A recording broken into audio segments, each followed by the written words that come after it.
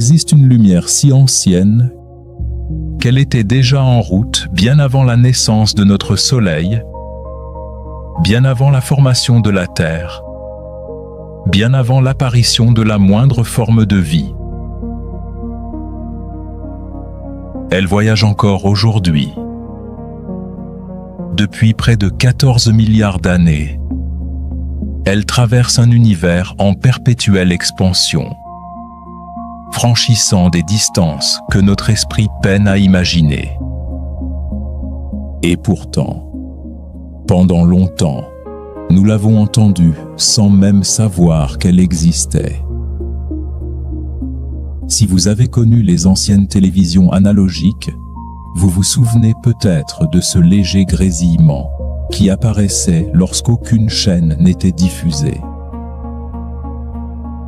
Une neige de points noirs et blancs, accompagnée d'un souffle continu. Pour beaucoup, ce n'était qu'un bruit parasite, une simple absence de signal. Pourtant, une infime partie de ce grésillement avait une toute autre origine. Elle venait de l'univers lui-même.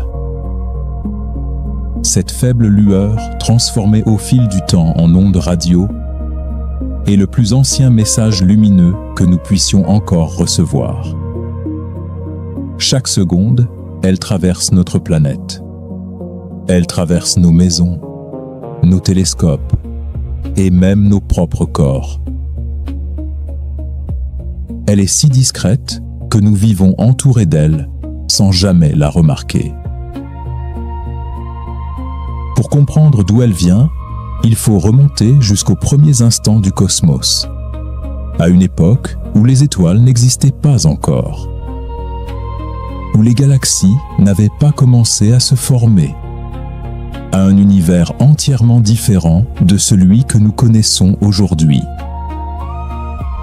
Un univers si chaud, si dense et si lumineux que la lumière elle-même ne pouvait pas voyager librement. Cela peut sembler paradoxal. Comment la lumière peut-elle être prisonnière d'un univers rempli de lumière?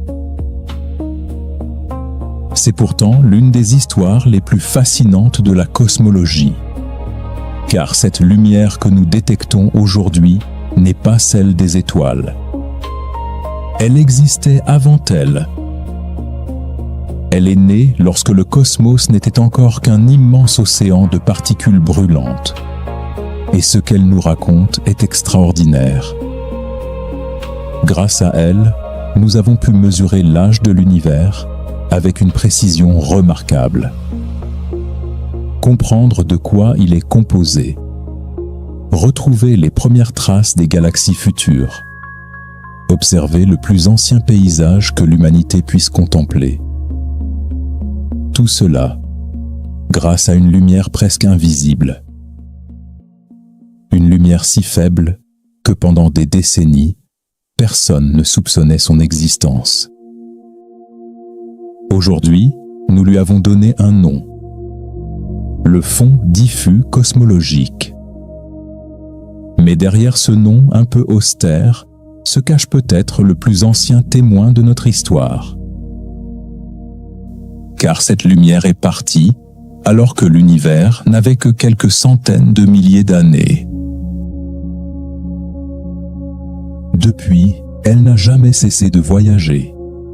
Et si nous pouvons aujourd'hui raconter les premiers chapitres du cosmos, c'est parce qu'elle est finalement arrivée jusqu'à nous.